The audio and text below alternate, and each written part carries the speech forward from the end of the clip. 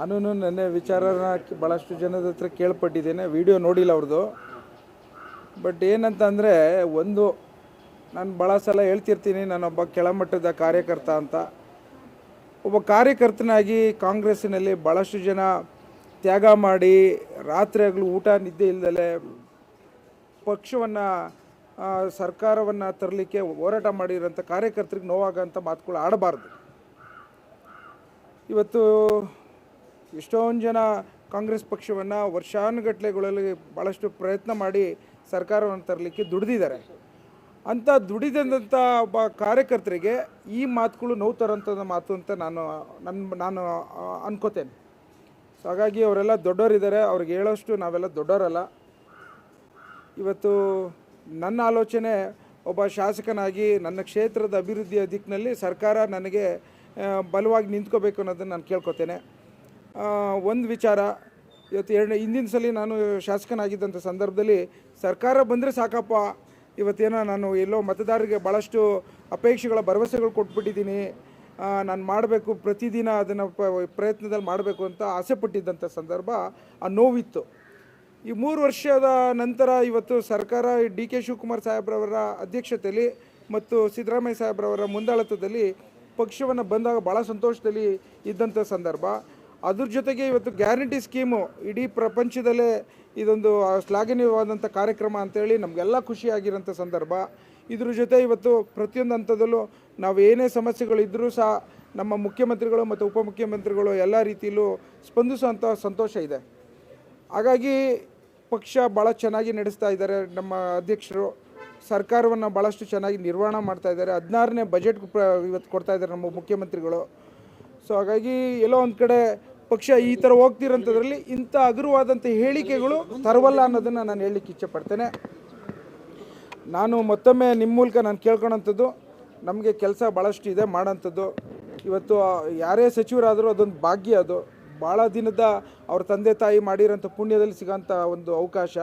ದಯವಿಟ್ಟು ಯಾವುದೇ ಕಾರಣಕ್ಕೂ ಕಾರ್ಯಕರ್ತರಿಗೆ ನೋವಾಗೋಂಥದ್ದು, ಸಾರ್ವಜನಿಕರಿಗೆ ನೋವಾಗೋಂಥ ಹೇಳಿಕೆಗಳು ಕೊಡದಲೆ ಇವತ್ತು ಏನು ಹೈಕಮಾಂಡ್ ಅವರು ಮತ್ತು ನಮ್ಮ ಕಾಂಗ್ರೆಸ್ ಪಕ್ಷ ಶಿಸ್ತಿನ ಪಕ್ಷ ಅಂತ ಇದೆ, ಅದರ ಒಂದು ಚೌಕಟ್ಟಲ್ಲಿ ನಾವೆಲ್ಲ ಕೆಲಸ ಮಾಡಬೇಕು ಅನ್ನೋದು ನನ್ನ ಆಸೆ. ನೀವು ಶಿಸ್ತಂತೀರಾ? ನಿಮ್ಮ AICC ಅಧ್ಯಕ್ಷರ ವಾರ್ನಿಂಗ್ ಕೊಟ್ಟ ಮೇಲೂ ಹಿಂಗೆ ಮಾತಾಡ್ತಾರೆ, ಇದೇನಾ ನಿಮ್ಮ ಹೈಕಮಾಂಡ್ ಕೊಡೋ ಬೆಲೆ? ಉಸ್ತುವಾರಿಗಳಿರ್ಬೋದು, ಈ ವಿಚಾರ ಕುರಿತಂತೆ ಸಚಿವರ ಹೇಳಿಕೆಗಳನ್ನು ಮಾತಾಡಬಾರ್ದು ಅಂತ ಹೇಳಿ ವಾರ್ನಿಂಗ್ ಕೊಟ್ಟ ಮೇಲೂ ಬಾಯಿ ಮುಚ್ಕೊಂಡು ಇರಿ ಅಂತ ಹೇಳಿದ ಮೇಲೆ ಇಷ್ಟು ಜೋರಾಗಿ ಮಾತಾಡ್ತಾರಲ್ಲ ಅಂತ. ನನಗೆ ಚಿಕ್ಕದ್ರಿಂದ ಏನು ಹೇಳ್ಕೊಟ್ಟಿದ್ದಾರೆ ಅಂದರೆ, ನಮ್ಮ ಸಾಹೇಬರು ಡಿ ಕೆ ಶಿವಕುಮಾರ್ ಸಾಹೇಬರು ಎಷ್ಟೇ ಎಲ್ಲ ಯಾರು ಏನೇ ದೊಡ್ಡವರಾದ್ರೂ ಸಹ ಪಕ್ಷ ನಮ್ಮ ತಾಯಿ ಸ್ಥಾನದಲ್ಲಿ ಇರೋಂಥದ್ದು. ಸೊ ಪಕ್ಷಕ್ಕೆ ಹಾನಿ ಆಗೋಂಥ ಮಾತುಗಳು ಬರ್ಕೂಡ್ದು, ಒಳ್ಳೇದಲ್ಲ. AICC ದುರ್ಬಳಕೆ ಮಾಡ್ಕೋತಾ ಇದ್ದಾರೆ ಡಿ ಕೆ ಶಿವಕುಮಾರ್ ಅವರು ಅಂತ ಹೇಳ್ತಾರೆ. AICC ಅವರು ಏನು ಹೇಳ್ತಾರೆ ಅದನ್ನ ಅಧ್ಯಕ್ಷರು ಹೇಳೋಂಥದ್ದು ಸಹಜ. ಅದು ದುರ್ಬಳಕೆ ಮಾಡ್ಕೊಳ್ಳೋದು AICC ಅವರು ಹೇಳಬೇಕು. ಅದು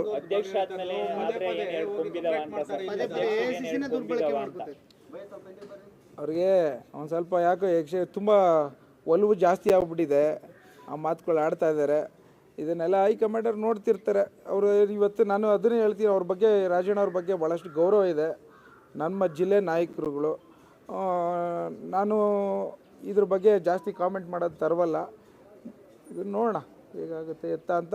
ಬಟ್ ಎಲ್ಲದಕ್ಕಿಂತ ಹೆಚ್ಚಿನದಾಗಿ ನಮ್ಮ ದೃಷ್ಟಿ ಮಾತ್ರ ಇವತ್ತು ಸಾರ್ವಜನಿಕರಿಗೆ, ಬಡವರಿಗೆ ಆ ದಿಕ್ಕಿನಲ್ಲಿ ಹೋಗೋಂಥದ್ದನ್ನು ನಾವೆಲ್ಲ ಮಾಡಬೇಕು ಅನ್ನೋದನ್ನು ಹೇಳಬಲ್ಲೆ. ನಾನು ಗ್ಯಾರಂಟಿಗೆ ದುಡ್ಡಿಲ್ಲ ಅನ್ನೋ ಒಂದು BJP ಅವರು ಹೇಳ್ತಾರೆ, ಇನ್ನೊಂದು ಕಡೆ ಹಣನೇ ಬಿಡುಗಡೆ ಆಗ್ತಿಲ್ಲ.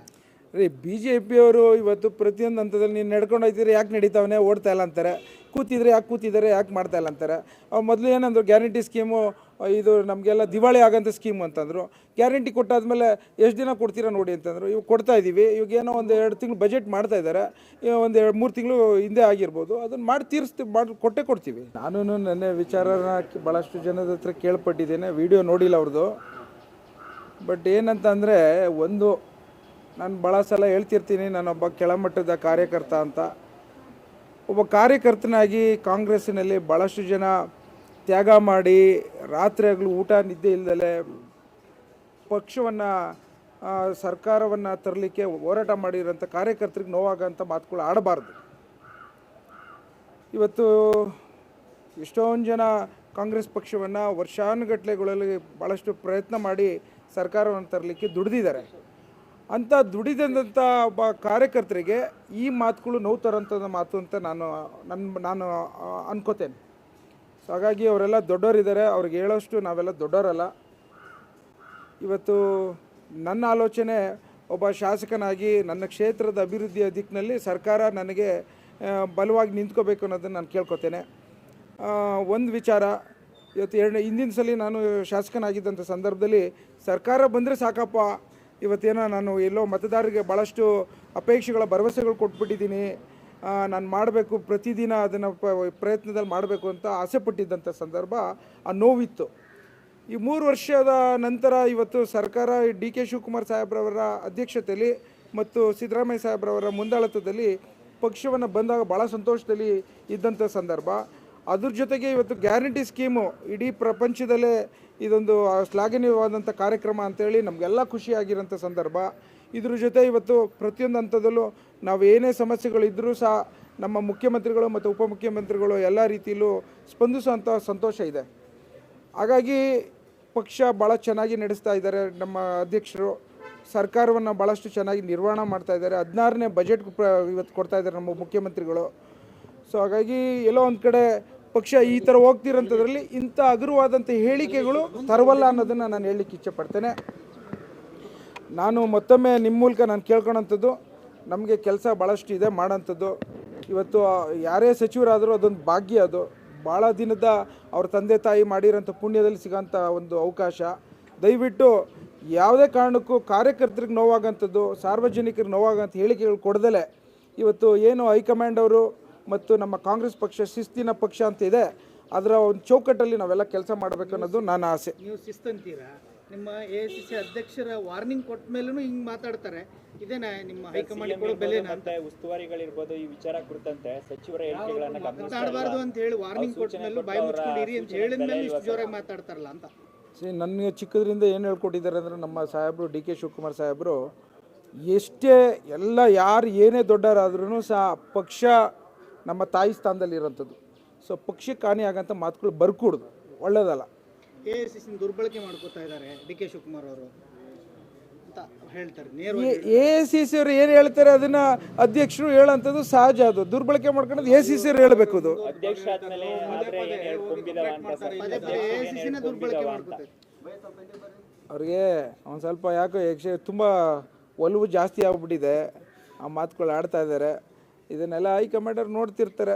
ಅವರು ಇವತ್ತು ನಾನು ಅದನ್ನೇ ಹೇಳ್ತೀನಿ, ಅವ್ರ ಬಗ್ಗೆ, ರಾಜಣ್ಣ ಅವ್ರ ಬಗ್ಗೆ ಭಾಳಷ್ಟು ಗೌರವ ಇದೆ, ನಮ್ಮ ಜಿಲ್ಲೆ ನಾಯಕರುಗಳು.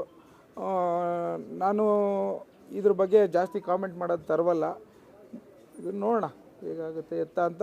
ಬಟ್ ಎಲ್ಲದಕ್ಕಿಂತ ಹೆಚ್ಚಿನದಾಗಿ ನಮ್ಮ ದೃಷ್ಟಿ ಮಾತ್ರ ಇವತ್ತು ಸಾರ್ವಜನಿಕರಿಗೆ, ಬಡವರಿಗೆ ಆ ದಿಕ್ಕಿನಲ್ಲಿ ಹೋಗೋಂಥದ್ದನ್ನು ನಾವೆಲ್ಲ ಮಾಡಬೇಕು ಅನ್ನೋದನ್ನು ಹೇಳಬಲ್ಲೆ ನಾನು.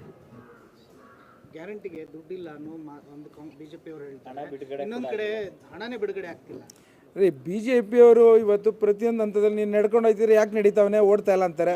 ಕೂತಿದ್ರೆ ಯಾಕೆ ಕೂತಿದ್ದಾರೆ, ಯಾಕೆ ಮಾಡ್ತಾ ಇಲ್ಲ ಅಂತಾರೆ. ಅವ್ರು ಮೊದಲು ಏನಂದ್ರು, ಗ್ಯಾರಂಟಿ ಸ್ಕೀಮು ಇದು ನಮಗೆಲ್ಲ ದಿವಾಳಿ ಆಗೋಂಥ ಸ್ಕೀಮು ಅಂತಂದರು. ಗ್ಯಾರಂಟಿ ಕೊಟ್ಟಾದ್ಮೇಲೆ ಎಷ್ಟು ದಿನ ಕೊಡ್ತೀರಾ ನೋಡಿ ಅಂತಂದರು. ಇವಾಗ ಕೊಡ್ತಾ ಇದ್ದೀವಿ. ಇವಾಗ ಏನೋ ಒಂದು 2 ತಿಂಗಳು ಬಜೆಟ್ ಮಾಡ್ತಾ ಇದ್ದಾರೆ, ಒಂದು 2-3 ತಿಂಗಳು ಹಿಂದೆ ಆಗಿರ್ಬೋದು. ಅದನ್ನು ಮಾಡಿ ಕೊಟ್ಟೇ ಕೊಡ್ತೀವಿ.